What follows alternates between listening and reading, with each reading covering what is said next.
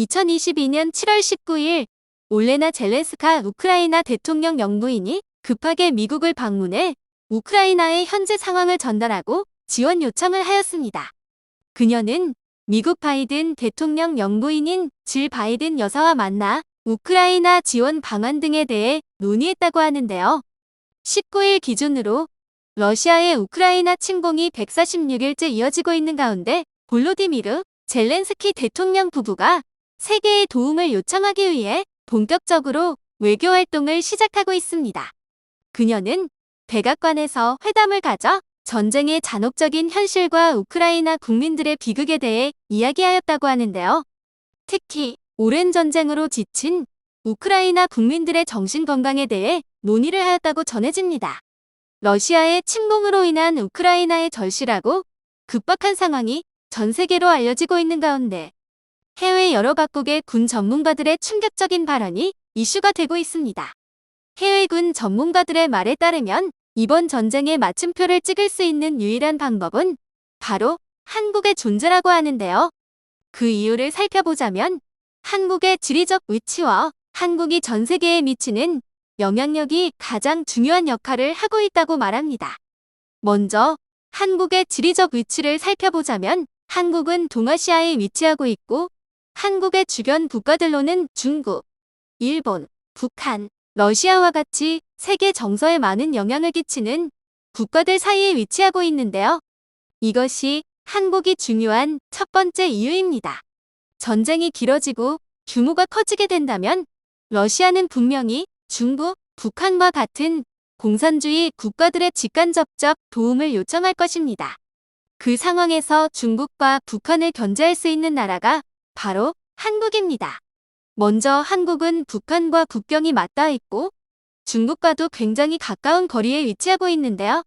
최근 한국은 세계 최강이라 여겨지는 한국형복선 전투기 KF-21의 개발에 성공하여 비행까지도 문제없이 성공했고 미래형 한국 장갑차 레드백의 개발도 성공하여 세계 군사력 6위에 오를 만큼 전 세계가 두려워하는 군사력을 갖추고 있습니다. 만약 러시아가 중국과 북한의 전쟁 참전을 요구한다면 가장 가까이서 세 나라를 견제할 수 있는 나라가 바로 한국입니다. 중국과 북한이 우크라이나 전쟁에 참전한다면 이는 곧 세계 제3차 대전으로 이어질 텐데요. 무력했던 과거와는 달리 엄청난 군사력을 갖추고 있는 현재의 한국은 중국과 러시아, 북한과 같은 공산주의 국가들에게는 가장 큰 걸림돌이 될 것입니다.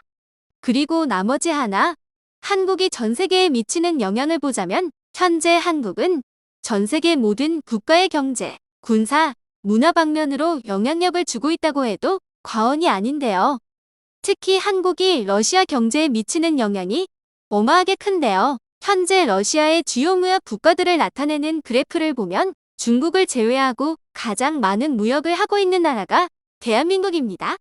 현재 전 세계는 러시아와 교류를 하지 않는 대러시아 제재에 참여하고 있는데요. 만약 전쟁이 길어져 러시아가 한국과 무역을 하지 못한다면 러시아 입장에서는 1년에 250억 달러, 한국 돈으로 약 32조 8천억 원의 손해를 보게 되는데요.